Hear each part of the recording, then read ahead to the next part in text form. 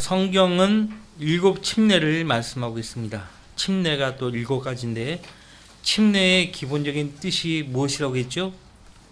물에 잠기는 것이라고 했습니다. 물에 잠기는 것이 침례의 방법이에요. 침례의 본래 의미는 물에 잠기는 것이에요. 그래서 영어의 baptize는 헬라어의 밥티조를 음역한 것입니다. 그 염색할 때 염색 물감에 옷감을 담그잖아요. 담그다 할 때 이제 밥티조인데 거기에서 이제 웹타이즈가 나온 것입니다. 근데 물을 뿌리는 거는 성경에 없어요. 물을 뿌리는 목적이 뭐냐? 죄를 씻는다는 것인데 신약 성경 어디에도 죄를 씻기 위한 목적으로 세례식을 침례식을 거행한 적은 한 번도 없고요. 사도 베드로조차도 베드로전서 3장에서 물은 구원하는 모형이라고 있어요. 구원의 표가 아니에요. 개혁 개정을 위시해서 모든 현대어 역본들은 하나같이 구원의 표라고 할 때 구원의 증거로 세례, 침례를 받는다 그렇게 하는데 전혀 아니죠. 베드로 사도가 하는 말을 들어보십시오. 물은 예수 그리스도의 부활하심으로 인하여 이제 우리를 구원하는 모형이니 곧 침례라. 이것은 육체의 더러움을 제거하는 것이 아니라 하나님을 향한 선한 양심의 응답이라. 어차피 상징적인 것인데 세례를 주든 침례를 주든 무슨 상관이냐 이렇게 생각하는 사람들이 있는데 아닙니다. 상징적이어도 성경이 제시한 올바른 방법에 따라 줘야 합니다. 구원하는 모형이에요. 모형으로 우리가 이제 구원 받는다 할 것 같으면 우리가 이제 예수님과 함께 죄에 대해서 죽었고 또 옛사람 나 자신에 대해서 죽어버렸고 세상에 대해서 죽은 것이에요. 예수님과 함께 죽어버린 거예요. 죄에 대해서. 그러면 이제 죽은 사람은 묻어야 될 거 아니에요. 사람을 물로 대신하는 것이에요. 그러니까 죽은 사람을 장사 치를 때 한 줌의 흙으로 장사 치를 수 없잖아요. 한 줌의 흙으로 장사 치를 수 없듯이 물을 뿌려가지고 사람을 장사 치를 수 없는 거거든요. 완전히 물속에 잠겨야 돼요. 그리고 이제 거기서 나오는 것은 예수님과 함께 이제 부활했다는 것을 모형으로 보여주는 것이죠. 그러니까 세례는 구원하는 모형을 보여줄 수 없어요. 다시 말씀드릴게요. 물에 잠기는 것은 성도 자신이 예수님과 함께 죽었고 묻혔다는 것을 의미하고요. 물에서 나오는 것은 예수님과 함께 부활했다는 것을 나타내는 것이에요. 세례는 구원을 받기 위한 필수 요소가 아닙니다. 침례도 마찬가지예요. 침례나 세례는 죄를 씻지 못하고 지옥의 저주에서 구원할 수 없어요. 죄를 씻는 것은 예수 그리스도의 보혈이에요. 예수 그리스도의 보혈만이 우리 인간의 죄를 깨끗하게 씻는 것입니다. 그분이 흘리신 십자가의 보배로운 피를 믿을 때 하나님께서 그 믿음을 보시고 의롭다 하시죠. 자, 우리는 그러면 마태복음 3장을 보도록 하겠습니다. 마태복음 3장부터 침례가 나오는데 두 가지 침례가 나온다고 했어요. 7절부터 쭉 보시면 좋은 열매가 나오고 나쁜 열매가 나옵니다. 이 열매가 의미하는 것은 바로 이스라엘 백성을 가리키는 것이죠. 잎만 무성하고 열매가 없는 거예요. 열매가 나왔어도 나쁜 열매예요. 나쁜 열매. 그래서 좋은 열매는 알곡에 해당되고 나쁜 열매는 쭉정이에 해당되는 것입니다. 쭉정이.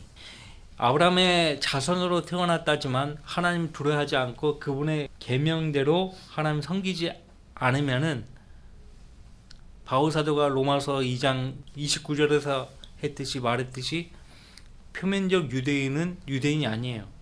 내면적 유대인이 유대인인데 그 내면적 유대인이 바로 하나님을 두려워하고 하나님이 하신 계명에 따라 순종하며 살아가는 하나님의 백성, 유대 백성, 이스라엘 백성들을 가리킨다고 했습니다.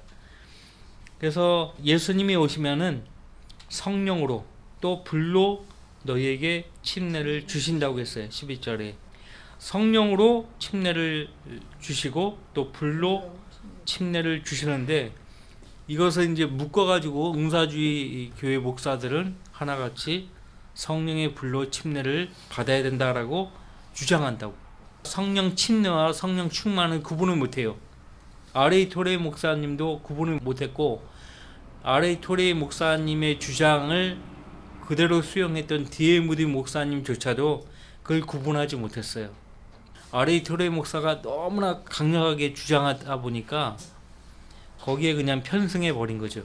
C.I. 스커비드 목사가 그걸 딱 구분시켜 줬거든요. 아, 그건 아니라고. 성령 침례는 우리가 이제 거듭났을 때 영적으로 예수 그리스도의 몸 안으로 잠기는 것을 가리키고, 구원받은 성도들이 믿음의 삶을 살면서 늘 성령으로 충만해야 하는데 지금 잘못 알고 계신다고 그렇게 바로잡아 줬는데도 그 D.L. 무디 목사님은 그것을 고치지 못했어요. 그래서 D.L. 무디 목사님 생애 말에 했던 그 설교들을 보면은 성령 침례와 성령 충만을 구분을 못하는 걸 우리가 보게 됩니다. R.A. 토레이 목사님은 너무나 당연시하고 있고요.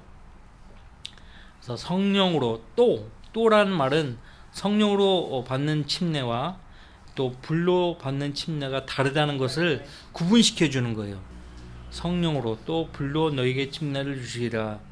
성령으로 침례를 받은 백성은 알곡에 해당되기 때문에 창고에 들어가는 것이고, 불로 침례를 받는 이스라엘 백성은 쭉정에 해당되기 때문에 꺼지지 않는 불에 던져져서 태워지는 거예요.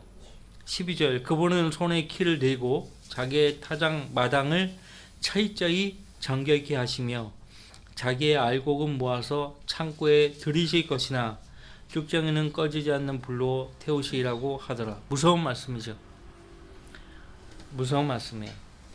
이제 예수님께서 침례인 요한에게 다가가서 침례를 받으시고자 하십니다.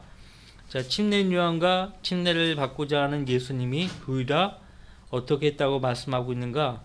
16절 말씀 보세요. 3장 16절 예수께서 침례를 받으시고 곧 물속에서 올라오시니, 그러니까 물속에서 올라오셨다는 얘기는 뭐예요?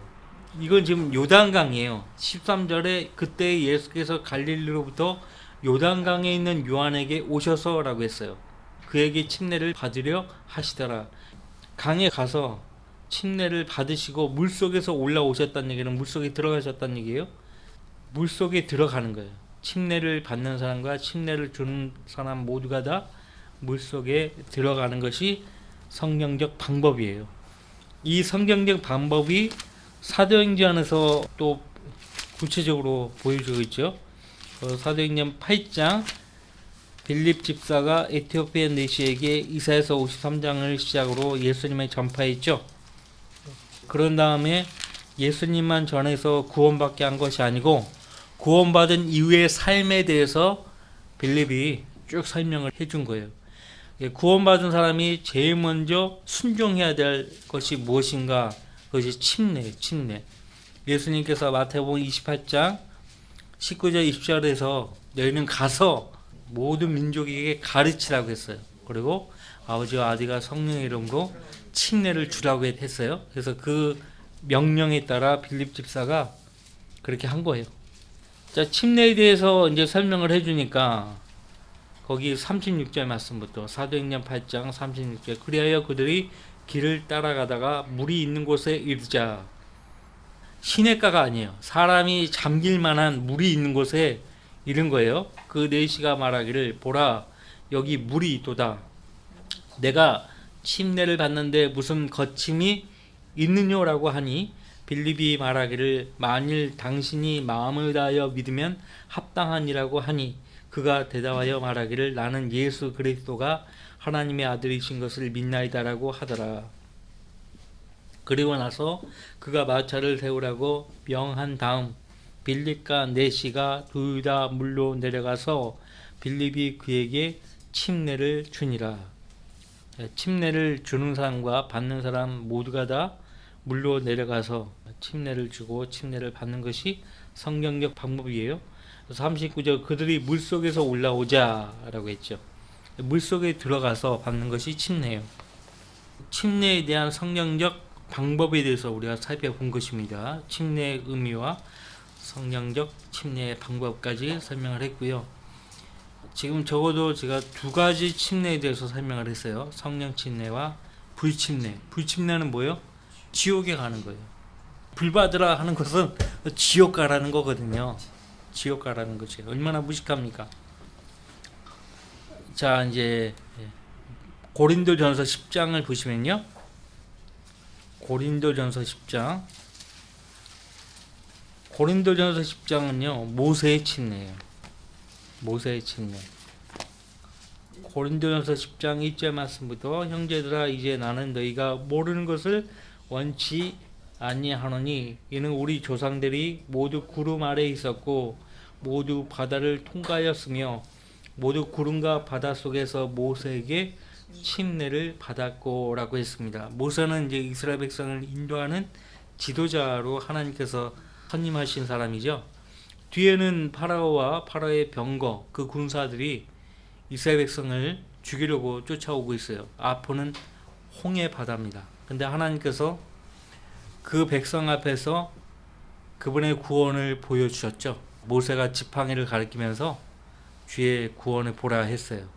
그러니까 모세는 하나님께서 어떻게 하실지를 알고 있었고 믿었어요. 하나님께서 모세를 부르실 때부터 하나님 말씀하신 거거든요. 그 약속의 땅으로 데리고 가라고 했거든요. 근데 홍해에서 죽게 하실 분이 아니에요. 그걸 안 거예요. 믿은 거예요. 모세는. 그래서 주의 구원을 보라 했는데 지팡이를 바다를 탁 치니까 바다가 쫙 갈라지잖아요. 질퍽질퍽한 바다 밑바닥을 걷는 것이 아니고 성경의 기록을 보면 마른 땅을 건넜다고 했어요. 그리고 양쪽이 벽이 되어서요. 양쪽이 벽이 되어서 갈대밭이 아니에요. 홍해 바다를 건넌 거예요. 홍해 바다. 밤새도록 하나님께서 동풍을 불어가지고 바닷물을 양쪽으로 탁 벽으로 이렇게 세우시고 그 백성으로 하여금 마른 땅을 건너게 하신 것이에요. 다 건넜을 때 파라오와 그 병거들 그 길을 따라 오지 못하게 다시 원위치 시켰죠. 다 홍해로 다 수장됐어요. 민족적으로 침례를 받은 것이에요. 민족적으로. 모세의 침례라고 그렇게 명명하는데 영적 무용이에요. 영적 무용일 뿐이고 이 시대 교회 시대의 성도들에게 이 모세의 침례를 적용할 수 없어요. 자, 구원받는 사람이 받는 침례와 마찬가지로 이스라엘 백성들은 구름과 홍해라는 물 아래로 지나갔어요. 세상을 예표하는 이집트로부터 성별되었죠. 그리고 하나의 불러냄을 받은 모임이 된 것이에요. 그래서 광야의 교회라고 스테반 집사가 그렇게 사도행전 7장에서 말한 거예요. 불러냄을 받은 모임이기 때문에 교회라고 부르는 거거든요. 교회 하면은 다 이제 신약 교회로 오해하면 절대 안 됩니다. 불러냄을 받았다는 의미로 교회라고 부르는 거예요. 광야의 교회. 구름과 바다 속에서 모세에게 침례를 받았습니다. 이스라엘 민족이요. 두 번째 우리가 살펴볼 침례는 침례인 요한이 이스라엘 백성에게 준 회개의 침례예요. 이 회개의 침례는 마태복음 3장에 나는 정령 회개시키기 위하여 너에게 물로 침례를 주거니와 라고 했어요. 이 구절은 우리가 읽지 않았지만요. 3장 11절 마태복음 정령 회개시키기 위하여. 회개라는 것이 뭐예요? 하나님으로부터 떠나버린 그 백성을 마음과 그 행동을 살아계신 하나님께로 돌아서게 하는 것이 회개예요. 회개시키기 위하여 너에게 물로 침례를 주거니와. 이스라엘 백성들은 정결 내식을 행했습니다. 물로써 이제 정결 내식을 행했는데 디아스포라라고 이제 전 세계적으로 흩어졌잖아요. 흩어졌을 때 그 유대인들이 제일 먼저 자기 집들을 건축한 것이 아니고 회당을 지었어요. 하나님께 경배들을 오늘날로 말하는 예배당을 먼저 지은 거예요. 예배당을 지으면서 그 회당 한켠에 mik바라고 모양이 꼭 침례탕하고 똑같이 생겼어요.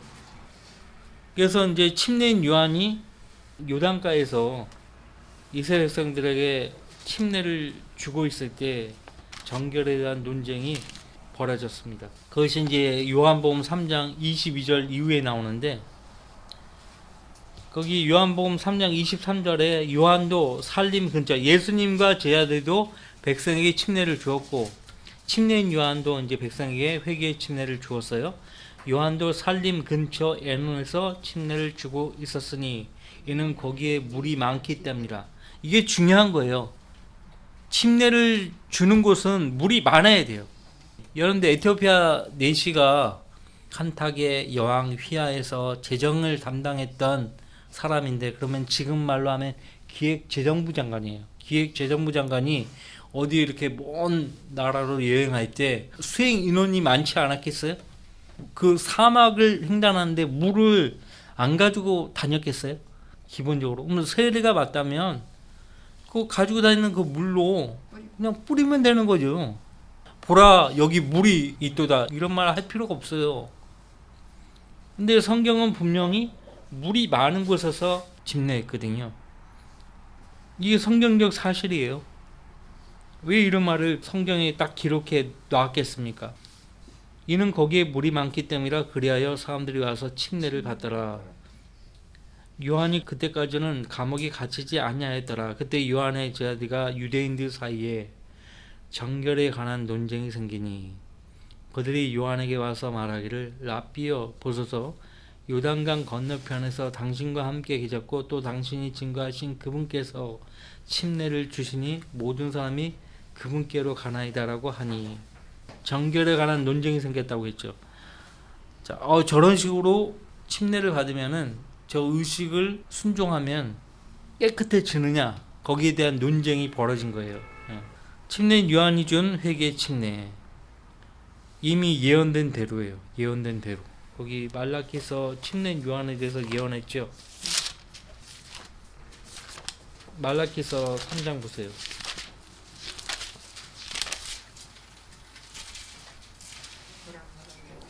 말라기서 3장 보세요. 3장 5절 6절 보라, 내가 주의 크고 무서운 날이 오기 전에 선지자 엘리야를 너희에게 보내리니 그가 아비들의 마음을 자식들에게로, 자식들의 마음을 그들의 아비들에게로 돌이켜 내가 와서 땅을 저주로 치지 않게 하리라. 아비들의 마음을 자식들에게로, 자식들의 마음을 그들의 아비들에게로 돌이켜. 가족들도 믿지 않았던 모양이에요. 왜냐하면 말라키로부터 침례 요한에 이르기까지 400년 기간 동안에 종교적으로 정치적으로 굉장히 혼란의 시기였거든요. 왕도 없었죠. 선자도 없었죠. 제사장도 없어요. 혼란의 시기예요. 그때 이제 바리새파, 사두개파, 젤롯 당원 이런 것들이 많이 나타났거든요. 그때 혼란의 시기예요.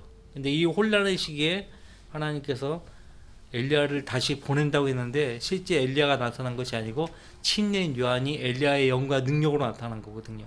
근데 그 백성이 침례인 요한을 엘리야로 받아들이지 않았기 때문에 예수님도 이 교회 시대 이후로 왕국이 연기가 돼버렸어요. 침례인 요한이 준 회개의 침례. 근데 뜻대로 되지 않았습니다. 모든 백성이 이 회개의 침례에 순종하지 않았습니다. 모든 백성이 순종해야 되는데 순종하지 못한 거예요. 그 다음에 이제 예수님이 마태복음 20장에서 죽음의 침례를 말씀하셨죠. 죽음의 침례. 세베대의 두 아들 요한과 야고보의 어머니가 예수님께서 이제 왕국을 다스리면 우리 아들 한 명은 주의 오른편에, 우리 아들 한 명은 또 왼편에 앉혀주시라고 했더니 너희는 너희가 구하는 것을 알지 못한다고 책망하셨어요. 그러면서 내가 마시려고 하는 그 잔을 너희가 마실 수 있겠느냐, 내가 받는 그 침례를 너희가 받을 수 있느냐, 그렇게 말씀하셨죠. 여기서 이제 잔과 침례는 무엇이냐, 죽음의 잔과 침례. 너희가 나와 함께 고난받을 수 있겠으며 너희가 나와 함께 죽을 수 있겠냐? 그렇게 말씀하신 거예요. 잔과 침례로 말씀하신 거예요. 그러니까 예수님의 죽으심의 침례죠. 예수님이 침례 요한에서 침례를 받으셨잖아요. 이건 물침례가 아니에요. 죽으심의 침례예요. 그래서 예수님은 이제 십자가에서 죽으셔야 되는 상황이에요. 그래서 계속 말씀하시는 거예요. 마태복음 16장 이후로 계속 내가 잡히면 십자가에 죽을 것이다. 그래서 계속 말씀을 하셨죠. 계속 제 아들은 엉뚱한 얘기를 하는 거예요. 계속 주님이 잡혀서 고난 받으실 것을 말씀하실 때마다 엉뚱한 생각에 엉뚱한 이야기만 하는 거예요. 그래서 예수님께서 하도 답답하니까 내가 마시려고 하는 그 잔을 너희가 마실 수 있으며 또 내가 받는 그 침례를 너희가 받을 수 있느냐. 근데 이 말씀의 진리를 파악도 안 하고서 무조건 우리가 받을 수 있나이다. 그렇게 대답을 해버리죠. 그래서 예수님도 참으로 내가 내 잔을 마시고 또 내가 받는 침례로 침례를 받으려니와. 그래서 예수님의 12 제자들뿐만 아니라 예수님 따랐던 여인들조차도 박해를 받아야 했어요. 사도행전의 기록에 보면 나오죠. 박해받은 것이에요. 자, 죽음의 침례까지 살펴보았고요. 그 다음에 이제 유대인의 침례입니다. 유대인의 침례. 그것은 사도행전 2장에 나오죠. 예수 그리스도를 십자가에 못 박은 죄가 있기 때문에 사도 베드로를 통해서 죄들을 사함받은 것으로 인하여 예수 그리스도의 이름으로 침례를 받으라는 말을 듣습니다. 자, 사도행전 2장 38절 보시면 이 사도행전 2장 38절 말씀에 잘못 이해해서 카톨릭과 그리스도의 교회, 일반 개신교회도 침례를 받아야 구원을 받고 성령의 선물을 받는다라고 주장하죠. 전혀 그것이 아니에요. 분명 이 말을 하는 대상은 37절에 잘 나오죠. 그들이 이 말을 듣고 마음에 찔림을 받아. 이 말을 듣고 마음에 찔림을 받은 그들이 누구인가 보세요. 베드로와 다른 사도들에게 말하기를 형제 여러분 우리가 어찌하여야 하리까라고 하니 형제 여러분이라고 해요. 유대인들은 서로에게 형제예요. 형제. 우리는 구원을 받고 그리스도 안에 들어와야 형제 자매라고 하잖아요. 근데 유대인들은 서로에게 형제예요. 형제. 달라요. 형제 여러분 우리가 어찌하여야 하리까라고 하니 베드로가 그들에게 답변하기를 회개하라. 그리고 죄들을 사함 받은 것으로 인하여 너희 각자는 예수 그리스도의 이름으로 침례를 받으라. 그리하면 너희가 성령의 선물을 받으리라. 그 백성을 하나님께서 생각하시고 그 백성을 죄에서 구원하시려고 이 땅에 예수 그리스도를 보내셨는데 거절해버린 거예요. 하나님의 아들을 십자가에 못 박은 그 죄를 회개하라. 그리고 죄들을 사함받은 것으로 인하여 이 모든 현대의 역분들은 하나같이 죄들을 사함받기 위하여 그런 식으로 번역이 되어버렸어요. 여기서 사함받는 거, 이 사함받은 것을 잘 이해하셔야 돼요. 예수님이 오시기 전까지는요, 동물의 피로써 그들의 죄가 사해졌거든요. 근데 그것이 완전히 제거가 된 거 아니에요.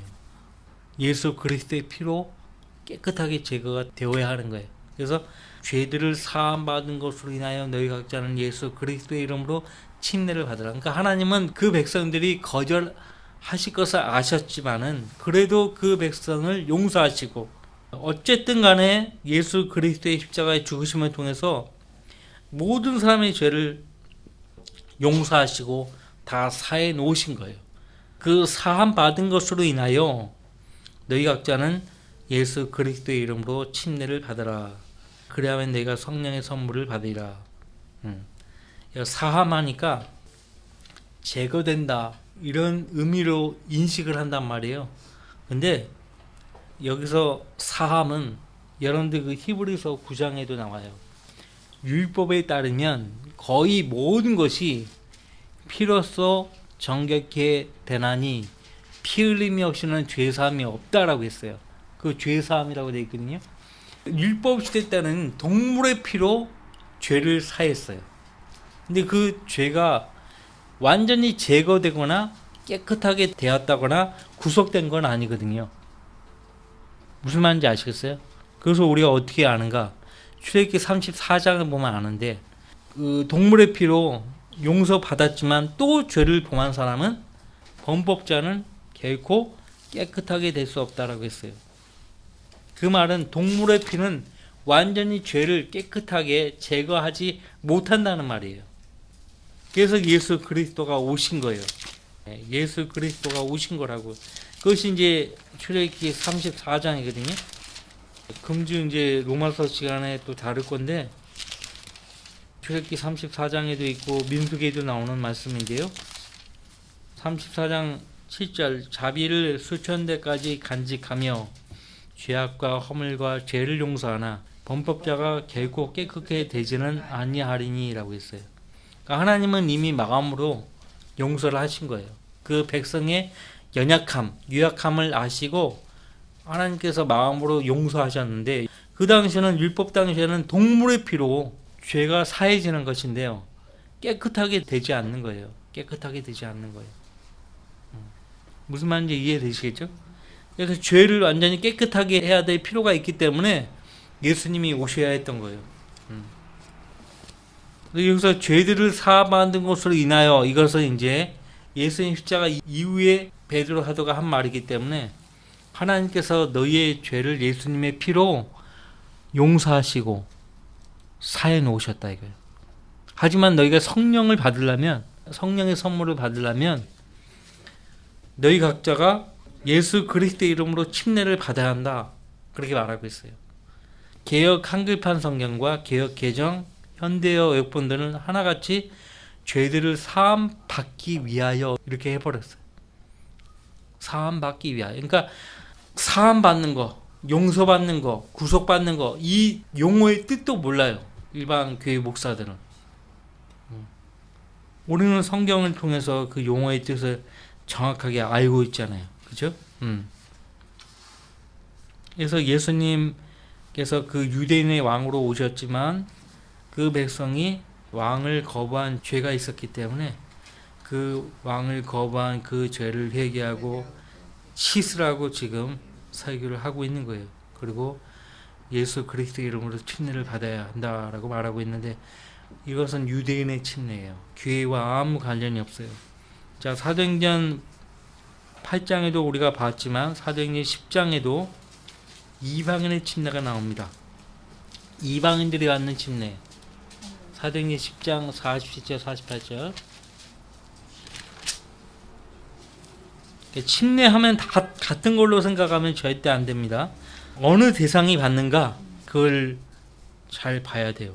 이탈리아 백부장 코넬료가요, 자기 지인, 일가, 친척 다 자기 집으로 초대해서 사람을 보내 사도 베드로를 오게 합니다. 그래서 말씀을 듣죠.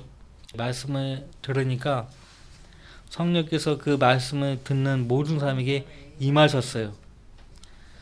근데 그 성령이 임하신 것을 베드로 사도와 또 같이 동행했던 할례받은 유대인들, 그러니까 먼저 유대인들 가운데서 구원받은 그분들이, 그 이방인들이 성령 받은 것을 어떻게 확인하는가 하니까 방언을 말하는 것을 통해서 확인한 거예요. 거기 보시면 사도행전 10장 44절 말씀, 베드로가 아직 이런 말을 하고 있을 때, 이런 말이 뭐예요? 앞에 43절, 누구든지 그를 믿는 자는 그의 이름으로 말미암아 죄들의 사함을 받으리라고 하였느니라. 여태껏 이런 말을 한 적이 없어요, 사도 베드로가. 여태껏 지금껏 베드로는 유대인들을 향해서만 말씀을 전했거든요. 근데 이제는 유대인들뿐만 아니에요. 유대인, 이방인 구분 없어요. 차별 없이 누구든지 그를 믿는 자는 그의 이름으로 말미암아 죄들의 사함을 받으리라. 아까 뭐 회개하고 예수 그리스도의 이름으로 침례를 받고 이게 다 없어요. 이제는 믿기만 하면 되는 거예요. 믿기만 하면. 침례 받거나 그런 거 이제 다 필요 없어요. 이제 믿기만 하면 누구든지 죄들의 사함을 받는 거예요. 베드로 사도가 바뀌어져 버렸죠. 그리고 이제 그 할례 받은 믿은 자들이 성령의 선물을 이방인들에게 부어주심을 보고 놀랐다고 했어요. 왜? 46절 이는 그들이 방언으로 말하며 하나님을 높이는 것을 들음이라. 그때 베드로가 대답하기를 이 사람들이 우리와 마찬가지로 성령을 받았으니 어느 누가 물로 침례받는 것을 그 말이요 하며. 자, 여러분들, 유대인들은 회개하고 예수 그리스도의 이름으로 각자 침례를 받아서 성령의 선물을 받았잖아요. 근데 성령의 선물을 먼저 받고서 침례를 받는 거예요. 이게 다른 거예요. 이방인들이 받는 침례는 이것이 달라요. 그러니까 우리하고 똑같은 거예요. 우린 예수님을 구주로 믿어서 성령을 받고서 그 증거로 침례를 받은 거예요. 48절 주의 이름으로 침례를 받으라고 그들에게 명하더라. 그들은 베드로에게 며칠간 더 머물기를 간청하더라. 주의 이름으로, 아버지, 아들, 성령의 이름으로 받는 거예요. 아버지 하나님, 아들 하나님, 성령 하나님이 이 주에 다 들어가 있어요. 러시아 정교회, 그릭 정교회 침례받는 모습 보면 웃기지도 않아요. 그 정교회 사제가 침례를 주기도 하지만 어떤 경우는 자기 혼자 스스로 침례받은 사람이 물속에 들어가는데 한 번 들어갔다 나오고 또 두 번 들어갔다 나오고 세 번 들어갔다 나와. 정교회 사제들이 무지한 거예요. 유아 침례 줄 때 애기들 침례를 줄 때 세 번 집어넣었다 뺐다 하니까 익사해 버리는 거예요. 그런 얘가 많거든요. 집어넣었다 뺐다가 집어넣었다 뺐다 하니까 애가 익사 안 합니까? 이방인의 침례, 우리가 받는 침례예요. 성령 침례는 다 아시는 거죠? 고린도서 12장 13절에 유대인이나 이방인이나 종이나 자유인이나 한 성령에 의하여 우리 모두가 한 몸 안으로 침례를 받았으며 또 모두가 한 성령 안으로 마시게 되었느니라. 영적 침례예요.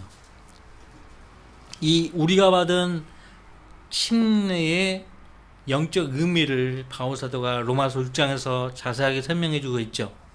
로마서 6장에는 물이 나오지 않아요. 영적 침례, 성령 침례의 의미를 다루고 있는 것이에요. 한 몸 안으로 잠겨버린 거예요. 유대인, 이방인, 종, 자유인. 구원받은 순간 그 사람은 한 성령에 하여 한 몸 안으로 침례를 받은 거예요. 그러니까 여긴 침례교도, 장로교도, 감리교도 그런 구분이 하나도 없어요. 구원받으면 다 이 한 몸 안으로 침례를 받는 거예요. 제가 지난주 침례교 신부론, 그 한때 그렇게 주장하는 사람이 있었거든요. 침례교도만 어린 양이 신부가 된다. 어디 가서 그런 말 하면 멱살 잡힙니다. 자, 우리 모두가 한 몸 안으로 침례를 받다고 할 때 이것은 물침례를 받고 지역교회 안으로 들어간다는 그런 의미가 아니고요. 눈에 보이지는 않지만 구원받은 그리스도인들로만 구성되어 있는 영적 유기체로서의 그리스도의 몸 안으로 들어가는 것을 말하는 것입니다. 그래서 이제 에베소서 4장 5절에 한 침례이고 라고 말을 하고 있는 것입니다. 한 침례. 그래서 영적 침례, 성령 침례뿐이다 라고 또 오해한 사람들이 있는데 윌리엄 부두 장군이 대표적이에요. 윌리엄 부두, 그러니까 구세군 창사자죠. 구세군에서는 세례나 침례나 이런 거 없어요. 성령 침례만 그렇게 인정하는데 그렇다고 해서 구세군에서 옛날처럼 복음을 또 잘 전하는 것도 아닌데, 그죠? 이로써 우리는 이 시간에 7가지의 침례를 살펴보았습니다. 7가지의 침례. 서로 구분하지 않으면 안 됩니다. 근데 이것을 구분하지 않아요. 일반 교회나 카톨릭 위시에서 다 구분하지 않고 그냥 하나로 그냥 다 묶는다는 데 문제가 있어요. 하나로 다 묶어버려요. 그냥 심판도 하나로 다 묶어버려요. 하나의 심판, 하나의 침례 다 묶어버린다는 데 문제가 있어요. 그리고 우리는 절대 세례, 그건 성경에 없어요. 성경에 없는데 침례를 세로로 고쳐가지고 하면 곤란하죠. 자, 그러면 기도 제목을 봅시다.